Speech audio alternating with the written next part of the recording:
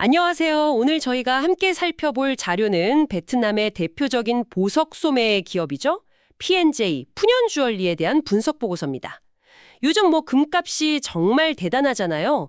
연일 최고치를 경신하면서 안전자산에 대한 관심이 아주 뜨거운데 이런 상황에서 베트남 시장의 강자인 P&J, 과연 어떤 모습을 보이고 있는지 이 자료를 통해 한번 깊이 들여다보겠습니다. 네, 보내주신 P&J 기업 속의 PDF 파일 잘 봤습니다.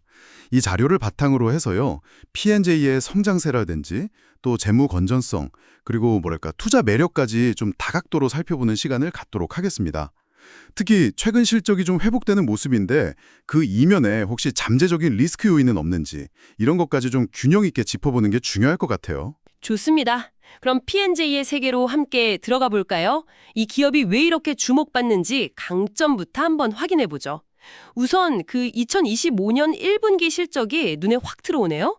매출하고 순이익 모두 굉장히 크게 증가했어요.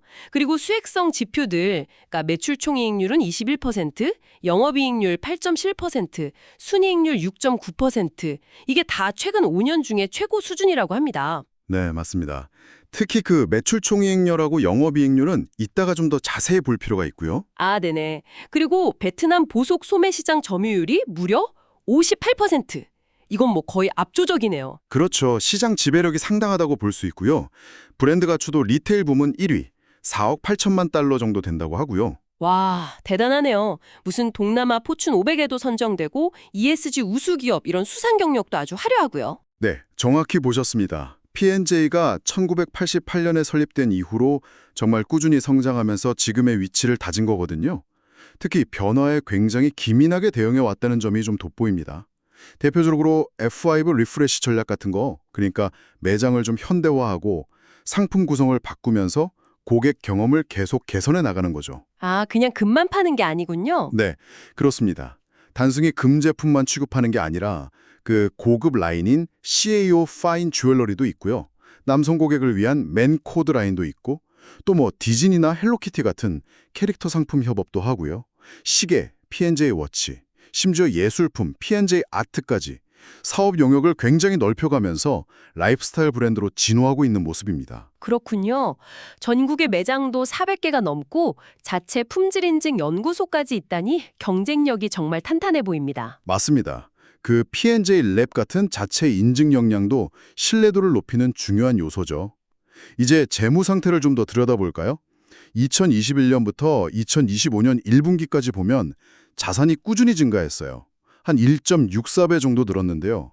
여기서 주목할 점은 이 성장이 주로 부채 증가보다는 자기 자본 증가에 기반했다는 겁니다. 아, 그러니까 남의 돈보다는 자기 돈으로 회사를 키워왔다. 이 말씀이시죠? 네, 그렇죠. 비교적 건전한 성장이라고 볼 수 있습니다. 특히 유동자산 쪽을 보면 단기금융 투자하고 재고자산 증가가 눈에 띄는데요. 재고자산 증가는 최근 금이나 원석 가격 상승세나 또 수요 증가를 반영한 결과로 해석할 수 있겠습니다. 재고가 늘어난 게 꼭 나쁜 것만은 아니겠네요. 이런 상황에서는. 네, 그렇죠. 그리고 장기 부채는 거의 없고요. 주로 단기 차입금을 활용해서 운용자금을 조달하는 비교적 안정적인 재무 구조를 갖추고 있습니다. 자기 자본 중심으로 성장하고 있다는 점은 아주 긍정적으로 들리는데요. 그럼 실제 이익은 어떤가요? 외형 성장만큼 수익성도 좋았습니까? 실적 자체는 좋았습니다. 2022년하고 2024년에 사상 최대 실적을 기록했고요.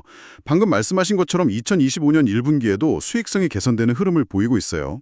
그런데 여기서 좀 흥미로운 지점이 아까 잠깐 언급했던 매출 총 이익률하고 영업이익률 간의 차이입니다. 아, 네. 그 차이가 꽤 컸죠. 21%랑 8.7%니까. 네, 2014년 기준으로 보면 그 차이가 10%포인트 이상 벌어지거든요.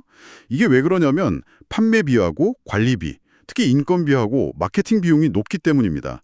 이건 P&J가 그동안 강조해온 사람 중심 경영 철학이나 또 적극적인 브랜드 투자 활동의 결과라고 해석할 수 있어요. 아, 그러니까 비용이 많이 드는 이유가 나름대로의 경영 철학이나 투자 때문이라는 거군요. 네.